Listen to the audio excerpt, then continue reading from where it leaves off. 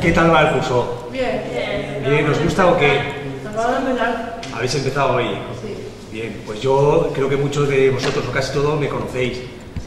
Mi nombre es Juan Ortiz y yo soy el concejal de Fomento y Empleo del Ayuntamiento de Guardamar del Segura.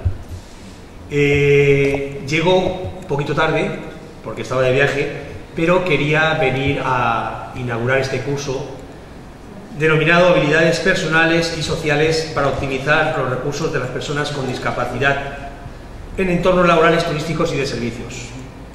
Este curso, no sé si la profesora Elena os lo ha comentado, es gracias a la colaboración de APSA, de la Asociación Pro Discapacitados Psíquicos de Alicante, la obra social de la Caja de Ahorros del Mediterráneo y el Ayuntamiento de Guardamar del Segura a través de su agencia local de desarrollo local.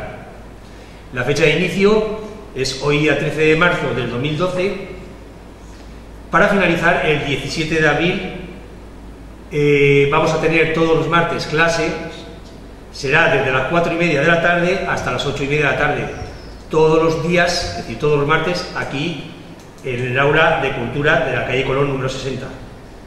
Por favor, os pido que seáis puntuales, porque a Elena le gusta trabajar mucho con vosotros y para que esto llegue a buen fruto. El curso en sí lo que quiere hacer es enseñaros, y eso creo que todos deberíamos aprender, habilidades para consolidar con vuestros conocimientos a la hora que tengáis una búsqueda de un empleo.